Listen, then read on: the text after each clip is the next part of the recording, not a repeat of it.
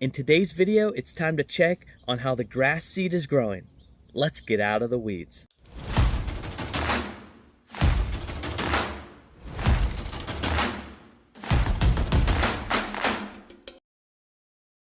Wanted to kind of go and kind of give some update on some of the seeding that I did and kind of talk to you guys about what to expect after you seed. So you put down some grass seed and are waiting to see some of your grass start to grow, what you can expect over this time period.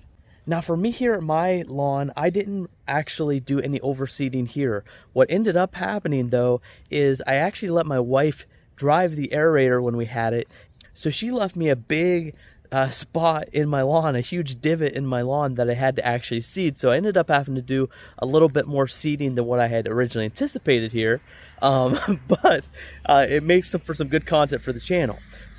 But my primarily thing, I went out to my friend's house and I helped him seed some areas in his lawn that were bare. And so I want to kind of go over those and show you guys some of the progress with that. So you can see here from the picture here, you can see the grass is really starting to fill in nicely out at his house here.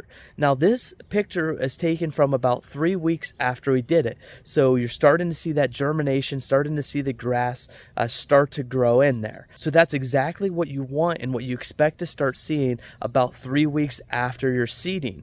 Now the grass seed is going to take a little bit. After it starts to come up, you just get that baby grass starting to come up, it's going to continue to thicken up and continue to grow and help to fill in those spots that were once bare. Now you can see from my lawn right here, here's the spot that was a big divot that my wife had put in. And so you can see here in the middle that it's filling in pretty good, and it's a little bit thinner on the sides, but it's still coming in pretty good. And so this again is about, right here is probably about 4 weeks out from when I seeded over this bare area. And then here's the spot that I actually made a video on with using some of the kind of all-in-one where you just throw it down, it has the seed fertilizer and everything. And so this one's been a little bit over a month.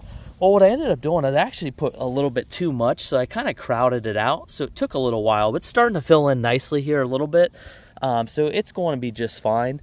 But I did put a little bit too much of it down, and so that's why it's actually been a little bit slower to come up.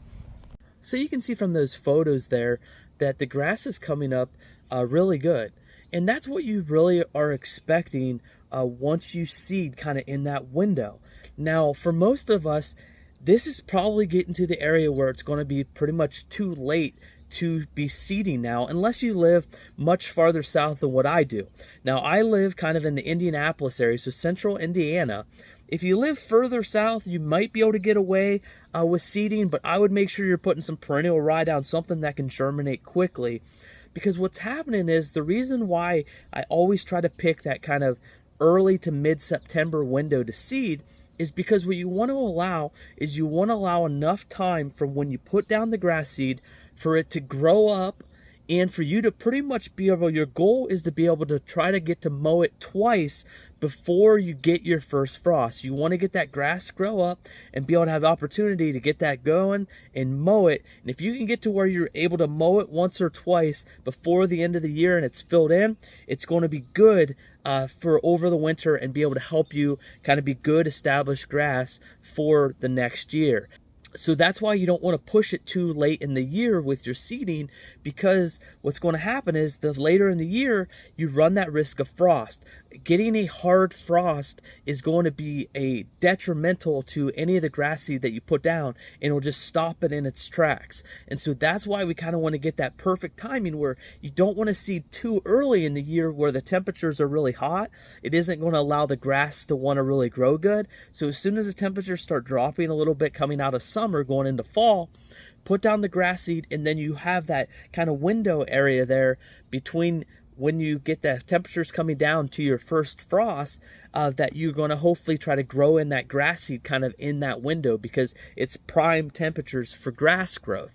If you look here, last year I did a full seeding job at my parents' house, kind of in that September window, and they pretty much had a nice full lawn kind of going into by the winter time, and they were ready to go. And so their lawns looked really nice this year, and it was a successful seeding job. And so The time from when you seed to getting to our first frost, what you're really wanting to do is just continue to make sure you're giving your grass water for the first 3 or 4 weeks or so.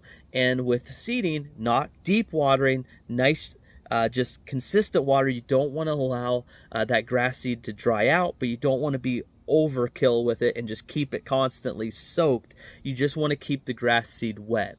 And so after you get past that 3 or 4 week period, you can kind of go back to your normal deep and infrequent waterings, where you're just watering it deeper, trying to get down that 1/2 inch of water each time. So now for what you can expect from now to the end of the lawn care season is I'll try to get down one more fertilizer application. So you put down your fertilizer application when you did your seeding.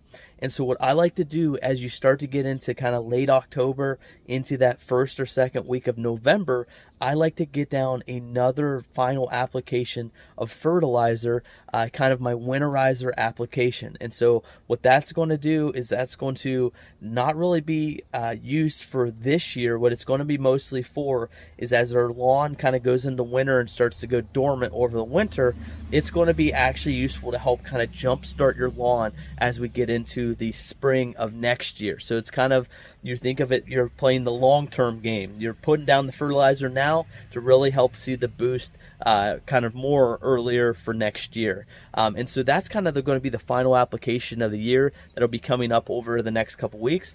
In the meantime, just continue to mow your grass whenever it needs it. It's going to be starting to continue to slow down a little bit with your new grass seed.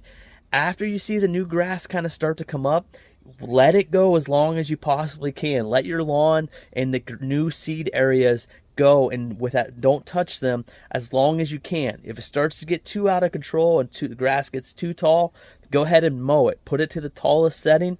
Mow it quickly, get off there.